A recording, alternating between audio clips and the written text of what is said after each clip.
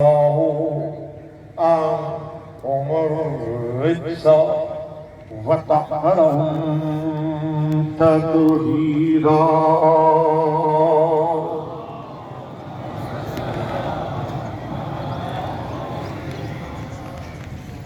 أما بعد فقد قال أمير المؤمنين علي بن أبي طالب عليه الصلاة والسلام: من عرف نفسه فقد عرف ربه.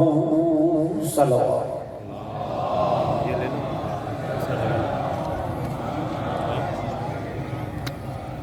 مختصر سے وقت میں نے مولا متقیان امیر المومنین علی بن ابی طالب صلوات اللہ وسلام علیہ کے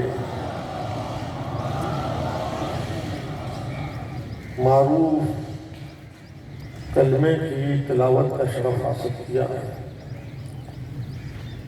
اور میں سمجھتا ہوں کہ کوئی دل و دماغ ایسا نہیں کہ جہاں یہ کلمہ محفوظ نہ ہو. ہر فرد اس کے متن عربی اور ترجمے سے واقف ہے، اور اسلام میں دو بنیادی اسکول آف تھاٹ ہیں: اہل شریعت اور اہل طریقت. دونوں کی بنیادیں اسی کلمے پر استوار ہوتی ہیں. من عرف نفسه فقد عرف ربه. جس نے اپنے نفس کو پہچانا اس نے اپنے رب کو پہچانا. کچھ دیر کے لیے اپنے دھڑکتے ہوئے قلب پر ہاتھ رکھ کر خود سے ہم کلامی کریں: کیا ہم نے اس کو پہچانا؟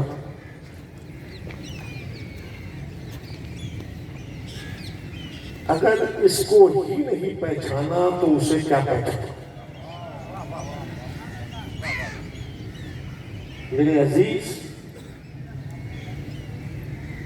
مانتے سب اس کو ہیں، پہچانتے سب اس کو نہیں.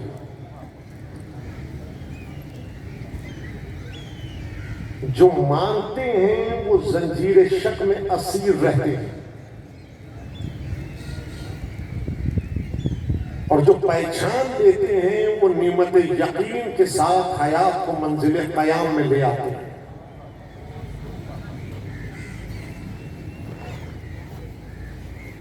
جو مانتے ہیں وہ شکوہ کرتے ہیں، اور جو پہچان لیتے ہیں وہ شکر کرتے ہیں.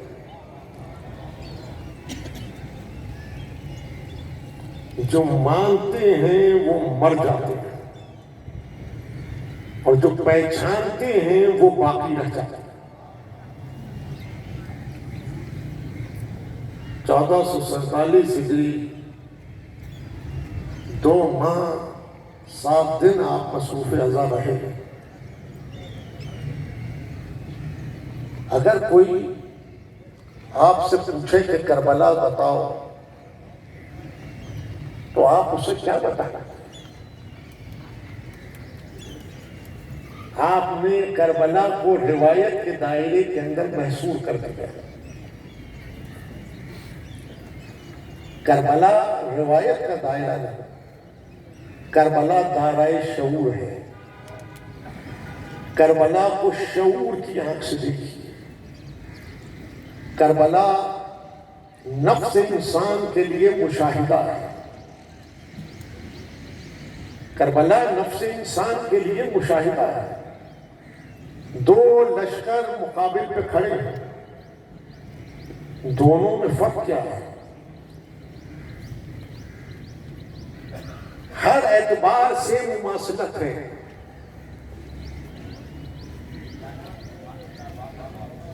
تفصیل نہیں ہے کوئی میرے پاس. ہر اعتبار سے مماثلت ہے. تہذیب تمدن، رنگ، نسل، زبان، قبائل ایک ہے۔ کلمہ دونوں طرف ایک ہے، طریقہ عبادت دونوں طرف ایک ہے۔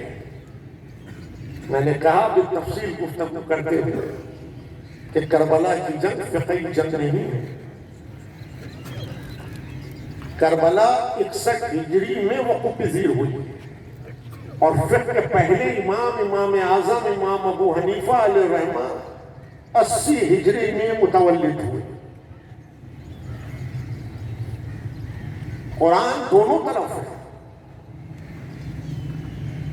قرآن دونوں طرف ہے۔ آج بھی تو یہی آواز ہے کہ خدا ایک، نبی ایک، کتاب ایک، تو پھر جھگڑا کس بات پر ہے؟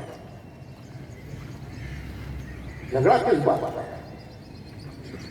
61 ہجری میں ہر دو جانب مماثلت تھی، فرق یہی تھا کہ ایک طرف ماننے والے کھڑے تھے اور ایک طرف پہچاننے والے کھڑے تھے۔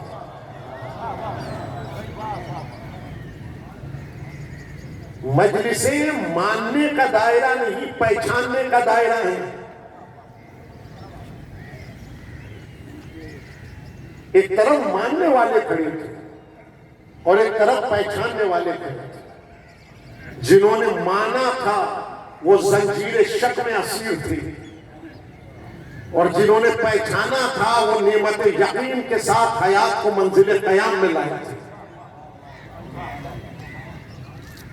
جنہوں نے مانا تھا وہ شکوہ کر رہے تھے، اور جنہوں نے پہچانا تھا وہ شکر کر رہے تھے۔ جنہوں نے مانا تھا وہ مر گئے، اور جنہوں نے پہچانا تھا وہ باقی رہ گئے۔ جب تک شخصیت پرستی کے دائرے میں رہو گے اسے مانو گے، اور جب خدا پرستی کے دائرے میں آؤ گے تو اسے پہچانو گے۔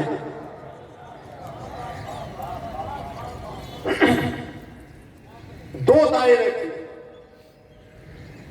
دو دائرے۔ ایک دائرہ کہتا تھا اسے مانو، اور ایک دائرہ کہہ رہا تھا خدا کو مانو۔ جو شخصیت کو منوائے اس دائرے کو یزیدیت کہتے ہیں، جو خدا کو منوائے اس دائرے کو حسینیت کہتے ہیں۔ جو خدا کو منوائے اس دائرے کو حسینیت کہتے ہیں۔ مجلسیں ماننے کا دائرہ نہیں، پہچاننے کا دائرہ۔ کلمہ تو پوری ملت پڑھ رہی ہے، کلمہ تو پوری ملت پڑھ رہی ہے۔ اب تو شعور کی آنکھ سے شب عاشور کو دیکھو، کلمہ پوری ملت پڑھ رہی ہے۔ ایک شب عاشور کے انقلاب میں، ایک شب عاشور کے انقلاب میں اس حجاب کو الٹ دیا کہ ایک قدم ادھر سے ادھر بڑھا یا حسین کہہ کر، تو وہ ماننے کے دائرے سے نکل کر پہچاننے کے دائرے میں آ گیا۔ تو 1400 سال سے ہم یہ مجلسیں کلمہ پڑھوانے کے لیے برپا نہیں کر رہے، ہم ایک لفظ حسین سکھانے کے لیے برپا کر رہے ہیں، تاکہ کلمہ پڑھنے والا ماننے کے دائرے سے نکل کر پہچاننے کے دائرے میں آ جائے۔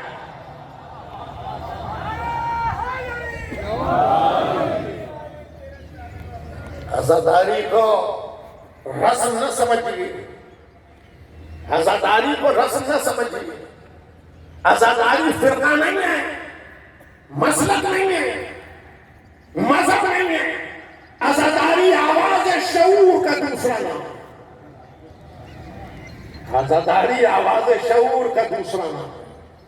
حسین جس نے کہا اس نے اپنے نفس سے حجاب غفلت کو الٹ دیا اور کیفیت شعور میں حیات کو قیام دے دیا۔ اگر حسین کہنا نہیں سیکھا تو پورا لشکر حجاب غفلت میں اپنے نفس لیکن ہوش میں ایک لفظ حسین کہہ کر حجاب غفلت کو نفس الٹا کیفیت شعور میں قدم رکھا تو قیامت تک سینہ تاریخ پہ اس سطر کو مرتصف کر گیا کہ اگر غفلت نفس اقدام کرے گی تو عادت کہلائے گی اور شعور اقدام کرے گا تو عبادت کہلائے گا. تو حسین غفلت کو شعور میں بدلتا ہے. تو یہ راستہ رسمی نہیں ہے، عادت نہیں ہے، عبادت ہے. یہ راستہ رسمی نہیں ہے، روایت نہیں ہے، عبادت ہے. جنگ ہر عہد میں رہی، جنگ ہر عہد میں رہی، ماضی میں بھی جنگ، حال میں بھی جنگ. کوئی عہد جنگ سے خالی نہیں ہے. لیکن آخری مکالمہ سن لیجئے، دنیا میں جتنی جنگیں لڑی گئی یا لڑی جا رہی ہیں وہ اقدار کی لاش پہ کھڑے ہو کے لڑی جا رہی ہیں، اور اس کے نتیجے میں اقتدار وجود میں آتا. کربلا وہ واحد جنگ ہے جو حسین نے اقتدار کی لاش پہ کھڑے ہو کے لڑی اور اقدار کو زندہ کر دیا. تو جب تک حسینیت کا علم بلند ہے اقدار زندہ رہے گی. جب تک حسینیت کا علم بلند ہے زندہ باد جدیدیت، مردہ باد جدیدیت، مردہ باد. اقدار زندہ رہے. کربلا اقدار کو بلند کرتا ہے، کربلا اقدار کو بلند کرتی ہے. کربلا رویوں کو منقلب کرتی ہے، کربلا رویوں کو منقلب کرتی ہے. جب گفتگو یہاں تک پہنچی تو روایت آپ نے مسائل کی حدوں میں سنی، آج فضیلت کی منزل سے سنی کہ جب واقعہ ہرا ہوا علی ابن الحسین نے مزاحمت نہیں کی، مدینے کے باہر خیمہ نصب کیا. کیوں؟ کیوں؟ نسل ختمی مرتبت کو محفوظ بنایا. علی کی خاموشی نے نسل ختمی مرتبت کو محفوظ بنایا. خیمہ نصب ہے، خیمے کے باہر تشریف فرما، شام کا چھٹپٹا وقت ہے. نگاہ کو بلند کیا تو ایک قریب ایک شخص ہانپ رہا تھا.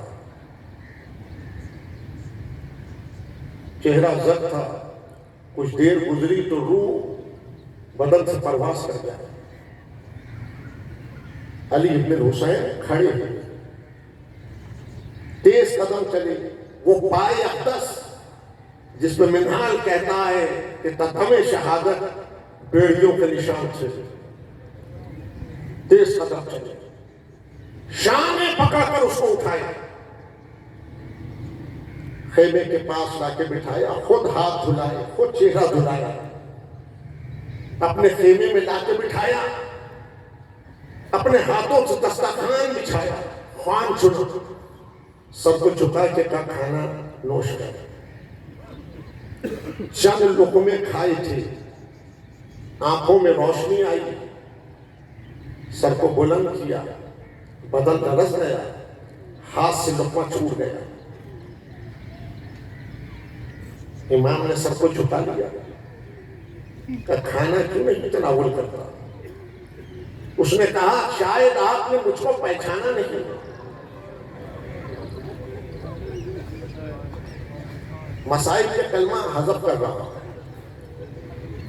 کہا شاید آپ نے مجھ کو پہچانا نہیں. امام نے سر جھکائے کہا میں نے تجھ کو پہچان لیا. خدمت بغیر پہچانے نہیں کی جاتی.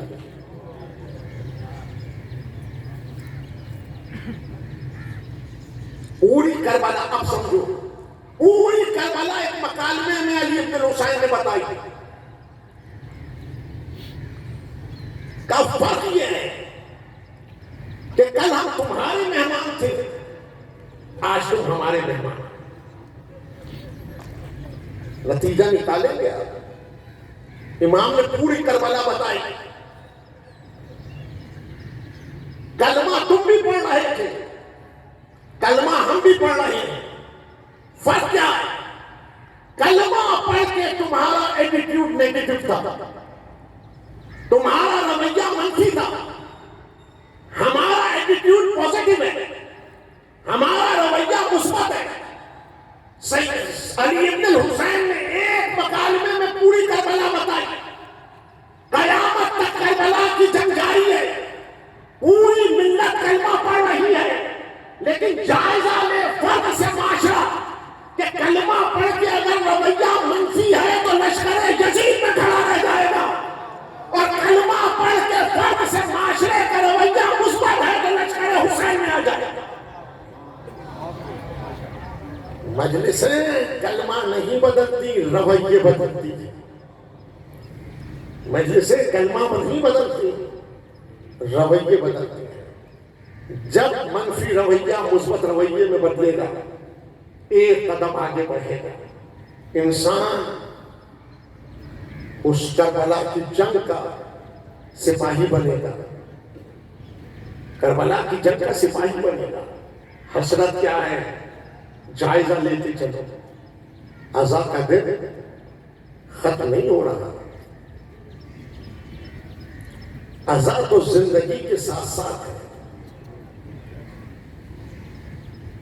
عزا تو زندگی کے ساتھ ساتھ ہے۔ سرور نفس کو جامد کرتا ہے، درد نفس کو متحرک کرتا ہے، جمود نفس موت ہے، حرکت نفس حیات ہے۔ اب تو حسین کی سزا کو کان لگا کے سنو، خیمے سے رخصت ہوتے ہوتے سید سجاد کے بازو کو تھام کے کیا کہا؟ میرے چاہنے والوں سے کہنا، جب بھی ٹھنڈا پانی پیے میری پیاس ہو جاتا ہے۔ کیا حسین اس عمل کے متقاضی ہیں کہ کاسہ آب ہاتھ میں لے کے یا حسین کہہ کے رہ جاؤ؟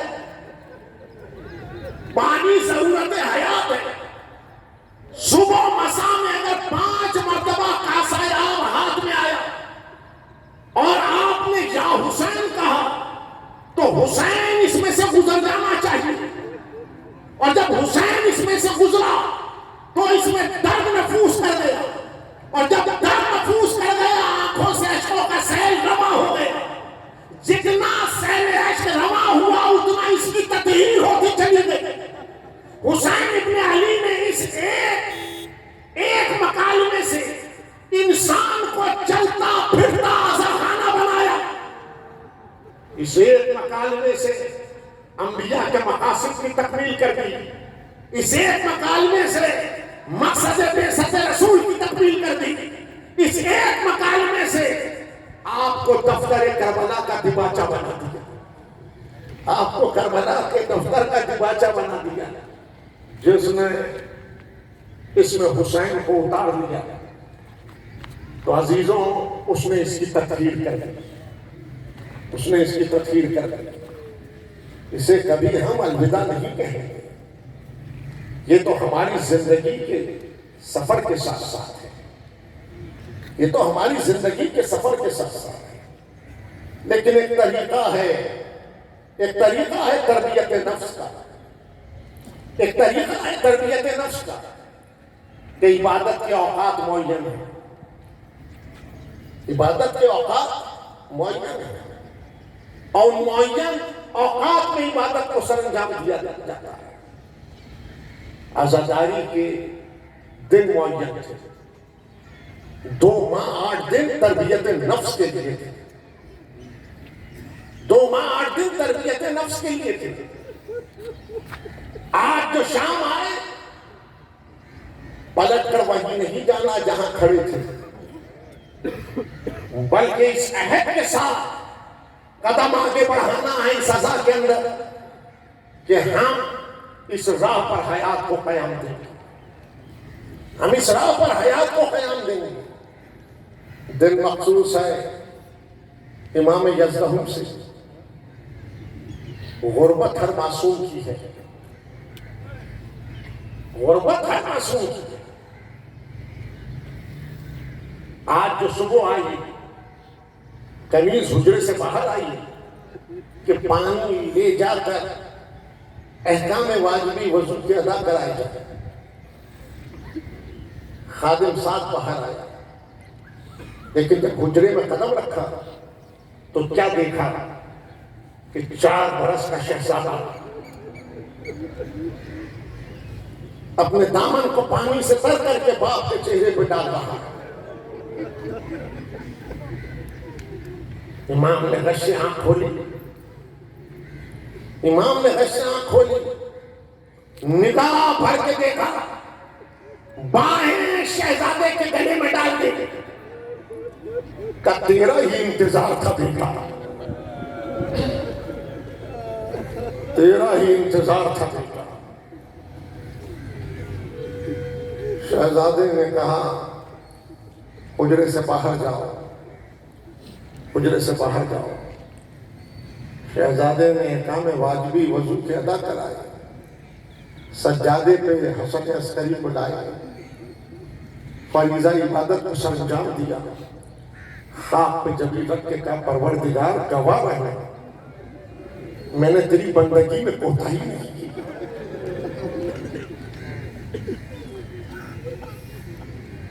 رخسار خاک پہ رکھ کے کہا یا غیاث المتغیثین، بے پناہوں کو پناہ دینے والے اب میں تیری بارگاہ میں آیا. خادم کہتا ہے کچھ دیر تو آوازیں سنی، اور جب آواز نہ آئی تو حجرے میں قدم رکھا کہ دیکھیں کہ امام کس حال میں ہے. تو کیا دیکھا کہ تابوت رکھا ہوا ہے، تابوت رکھا ہوا. شہزادہ رخصت ہو گیا، شہزادہ رخصت ہو گیا. خادم نے صدا لگائی کہ حسن عسکری دنیا سے گزر گئے.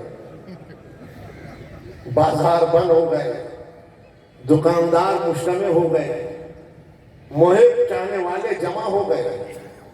معتمد کو خبر ملی، عسکر کے ساتھ علماء کے ساتھ آیا. کہا کس نے غسل کیا، کس نے کفن دیا، کس نے تابوت تیار کیا. خادم نے انکار کیا، کنیز نے انکار کیا. کہ انہیں گرفتار کر دو، انہیں گرفتار کر دو. اور اب قاضی خدا کو بلا کے کہا کہ تصدیق کرے کہ حسن عسکری طبعی موت مرے، حسن عسکری طبعی موت مرے. اور پھر نماز جنازہ کی تیاری ہوئی. قاضی القضات آگے بڑھا، آپ کے بھائی آگے بڑھے. کہا میں زیادہ حق رکھتا ہوں، میں اس فریضے کو سر انجام دوں گا. معتمد کا مزاج بگڑا، عسکر و علماء کے ساتھ محل سرا میں لوٹ گیا.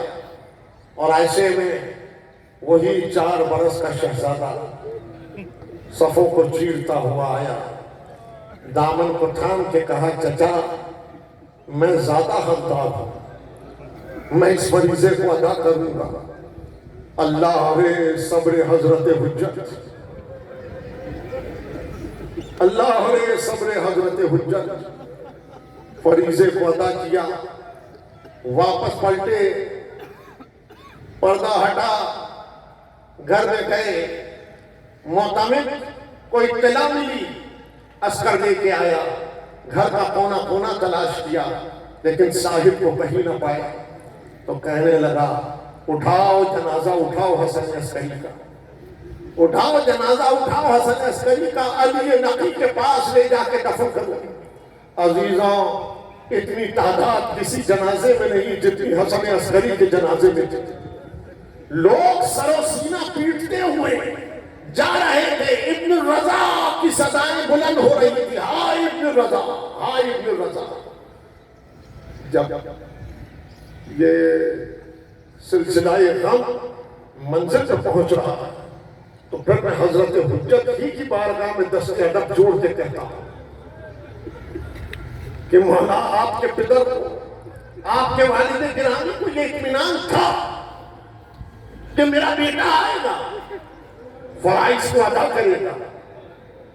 آپ کے والد کو اطمینان تھا کہ کوئی اسے تازیانہ نہیں مارے گا، کوئی اسے تماچا نہیں مارے گا۔ لیکن مولا ایک وہ چھوٹی سی 4 برس کی بچی جب باپ کے لاشے میں آگے گری، اسے تازیانہ مار کے لاش جدا کیا گیا، اس کے رخسار نیلگون ہو گئے، اس کے رخسار نیلگون ہو گئے۔ مولا یہ اطمینان تھا کہ جنازہ اٹھے گا، لیکن ایک نگاہ حسین غریب پر کہ جب گھوڑوں کی نالیں کسی جا رہی تھی تو ایک قبیلہ آگے بڑھا، اپنے اپنے وارث کا جنازہ اٹھا کے چلا، لیکن تنہا محمد کے نواسے کا لاشا، گھوڑے دوڑ رہے تھے، بےکس بہن پکار پکار کر کہہ رہی تھی، ارے کوئی غریب کی مدد کو آئے، ارے کوئی مظلوم کی مدد کو آئے، ارے کوئی میرے بھائی کو آ کر بچائے۔ ہاں شہزادی ہمارا سلام، ہاں شہزادی ہمارا سلام، قافلہ جہاں سے چلا تھا وہیں لوٹ کر آ رہا ہے، قافلہ جہاں سے چلا تھا وہیں لوٹ کر آ رہا ہے، اور بشیر صدا دے رہا ہے کہ مدینے والوں مدینہ رہنے کے قابل نہیں رہا، مدینے والوں مدینہ رہنے کے قابل نہیں رہا۔ ایک جنب غفیر ہے مدینے کا جو اس صدا کو سن کے باہر نکلا۔ آگے آگے 2 بیویاں چل رہی تھی، آگے آگے 2 بیویاں چل رہی تھی، ایک نے ایک کا بازو تھاما ہوا تھا، ایک بیوی عصا کا سہارا لیے تھی۔ جب یہ اہل مدینہ قافلہ آل محمد کے قریب پہنچے، سید سجاد نے دونوں ہاتھ کمر پر رکھے، اپنے مقام سے کھڑے ہوئے، چند قدم آگے بڑھے اور جھکتے ہوئے کہا، دادی اماں سلام لو۔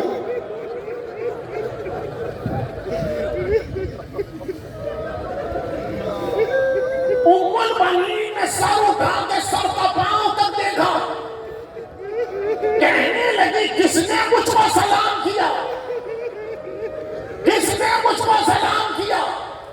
علی ابن الحسین نے سر جھکا کے کہا، دادی اماں پہچانا نہیں، میں علی ابن الحسین۔ دونوں ہاتھ بلند کرتے ہوئے کہنے لگی، شہزادے 22 برس کا سن ہے، جوانی میں پیری آ گئی۔ سید سجاد نے سر پہ ہاتھ رکھ کے کہا، دادی اماں جو ماں بہنوں پھپھیوں کے ساتھ بازار و دربار میں جائے وہ جوانی میں بوڑھا نہ ہو جائے تو کیا ہے، وہ جوانی میں بوڑھا نہ ہو جائے تو کیا ہے۔ وہ بیوی جو عصا کا سہارا لیے تھی، ایک بیوی کی حضوری میں آئی اور چلتے چلتے رباب کی حضوری میں آئی، تادیر رباب کا چہرہ دیکھا، رباب نے سورا کا چہرہ دیکھا، ایک مرتبہ سر کو جھکا کے کہا، کیا تم ہی اماں رباب ہو؟ رباب نے سر جھکائے جھکائے کہا، سورا اچھا ہوا کہ تم نے نہیں پہچانا، ہم تو بازاروں میں دعا کرتے چلے گئے، کوئی نہ پہچانے محمد کا گھرانہ جا رہا ہے، محمد کا گھرانہ جا رہا ہے۔ آخری منزل سن سکو تو سنا۔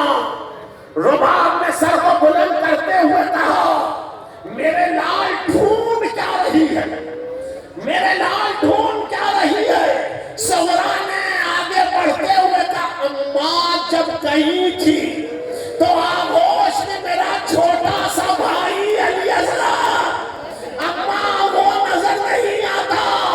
ہائے علی اصغر کہہ کے رباب کھڑی ہوئی، سورا کے گلے میں باہیں ڈال دی، ایک لکڑی آغوش سے گری، کہنے لگی، بیٹا علی اصغر کو تو نہ لا سکی، علی اصغر کے چولہے کی جلی ہوئی لکڑیاں لایا، علی اصغر کا لہو حسین حسین حسین.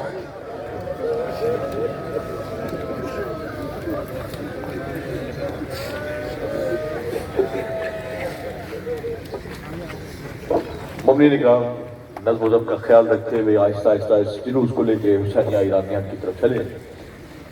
الوداعی ماتم، الوداعی غم. پرسداروں نے امام مظلوم خانوادہ اہل بیت کو پرسہ دیتے ہوئے منزل کی جانب روانہ.